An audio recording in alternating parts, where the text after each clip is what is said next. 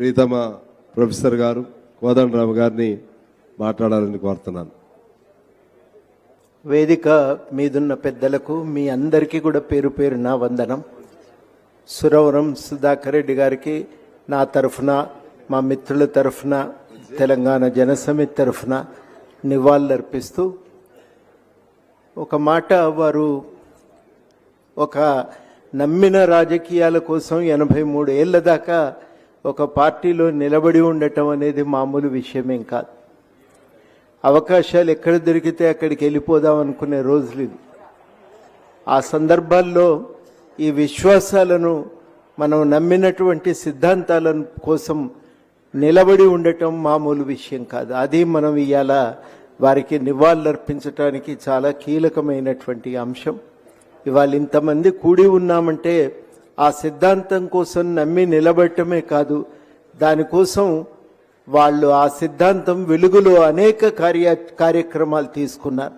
విద్యార్థి దశలో black board కోసము, పలక బలపం కోసం మొదలు పెడితే ఆ ఉద్యమాలు, తాను లా కాలేజీ స్టూడెంట్స్గా ఉన్నప్పటి నుంచి ఆ తర్వాత రాజకీయ జీవితంలోకి అడుగుపెట్టేదాకా అనేక సందర్భాల్లో ప్రజల వైపు నిలబడి ప్రజల సమస్యల పరిష్కారం కోసం ఒక పోరాటాన్ని నిర్వహిస్తూ వచ్చారు.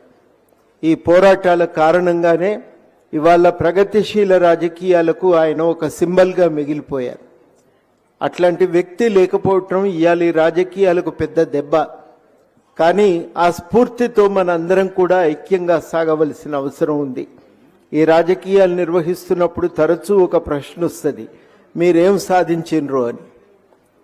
మేమేం సాధించినాం అంటే ఓట్ల లెక్కలు చెప్పుడు కష్టం. ఒక్కొక్కసారి మేము ఇన్ని గెలిచినామని చూపించటం కూడా కష్టమవుతుంది. కానీ ఒక్కొక్కసారి చాలా కీలకమైందంటే సమాజంలో మౌలిక మార్పులకు మేము పునాది వేసినామని చెప్పటం, అది చాలా గర్వంగా ఉంటుంది. అది మనం ఇవాళ చెప్పుకోవలసినటువంటి సందర్భం. భారతదేశం ఒక ప్రజాస్వామిక సమాజంగా మారిందంటే సురవరం సుధాకర్ రెడ్డి లాంటి వాళ్ళు ఉండటం వల్ల అది సాధ్యమైంది. లేకపోయి ఉంటే అది సాధ్యమయ్యేది కాదు. ఆయన విజయాన్ని ఆ కోణం నుంచే చూడాలి. ఆయన పాత్రను ఆ ఆధారంగా మాత్రమే విశ్లేషించాలని చెప్పి నేను బలంగా నమ్ముతూ ఉన్నా. అట్లా నిలబెట్టడం వల్లనే ఇవాళ మనుషులుగా బతకగలుగుతున్నాం. భారతదేశంలో ఒకరిద్దరు నాయకులు పూర్తి వ్యవస్థలను గుప్పెట్లో పెట్టుకొని ఇష్టారాజ్యంగా అధికారాన్ని చెలాయించడానికి చేస్తున్న ప్రయత్నాలకు అడుగడుగున ఆటంకాలు తలెత్తుతున్నాయంటే ఈ కృషి లేకపోయి ఉంటే సాధ్యమయ్యే విషయం కానే కాదు. అది ఇవాళ చాలా కీలకమైనటువంటి పరిణామం. మా క్లాస్ రూమ్లో ఆఫ్రికా స్టూడెంట్స్ ఉండేది. వాళ్ళు క్లాస్లోకి వచ్చి చాలా విషయాలు విన్నాక, సంవత్సరం ముగిసింది, ఇంటికి వెళ్ళిపోతున్న సమయంలో కలిసి, మనిషి జీవితంలో ఇన్ని మార్గాలు ఉంటాయి సమాజాన్ని బాగు చేసుకోవటానికి అనే విషయం మాకు తెలియదు. 1-2 అనుకున్నాం కానీ ఇన్ని మార్గాలు ఉంటాయని.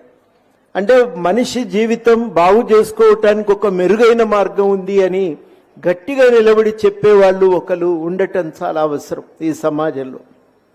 ఆ దిక్సూచిలాగా నిలబడే వాళ్ళు ఉండటం వల్ల ఈ సమాజం బాగుపడుతున్నది, మన జీవితం మెరుగైపోతున్నది.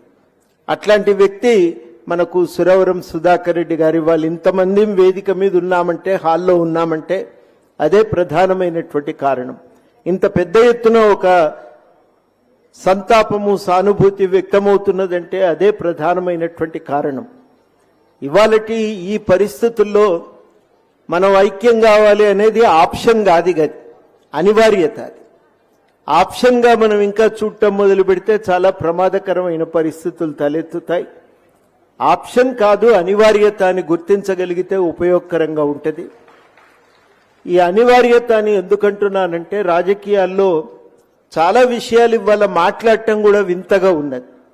పేద ప్రజలకు కూడా భూమి ఉండాలి, ఉపాధి ఉండాలి, వాళ్లకు చదువు ఉండాలి, వైద్యం ఉండాలని చెప్పటం కూడా ఇలా కష్టమవుతున్నది. కార్మికులకు కనీస వేతనం చెల్లించాలి, దాన్ని మీరు సవరించాలి ఆర్డర్ను ఎప్పటికప్పుడు. ఇవి చాలా మామూలు విషయాలు. కార్మికులకు సంఘం పెట్టుకునే హక్కు ఉంటుంది. ఈ మామూలు విషయాలను కూడా రోజువారీ జీవితంలో మాట్లాడటం చాలా అంటే చాలా కష్టమవుతున్నది. అదేదో వింతైన విషయం మాట్లాడుతున్నట్టుగా చాలా మంది మన వైపు చూస్తూ ఉంటారు. ఈ సమయంలో విద్య మీద చేసేటువంటి ఖర్చు సమాజ అభివృద్ధికి చేసే పెట్టుబడి అనే విషయాన్ని ఎలుగెత్తి చాటటం అనేది చాలా బాధ్యత మనందరి మీద ఉంది.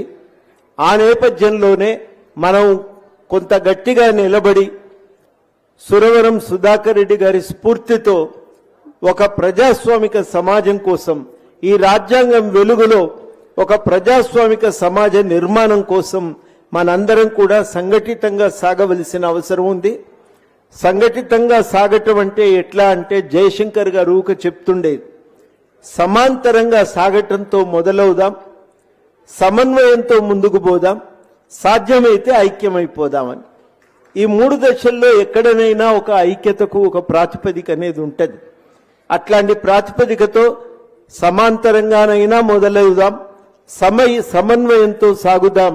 మొదటి మెట్టుగా ఆ ఆలోచనతో ప్రారంభిస్తే సురవరం సుధాకర్ రెడ్డి గారి త్యాగానికి ఒక విలువ ఉంటుంది.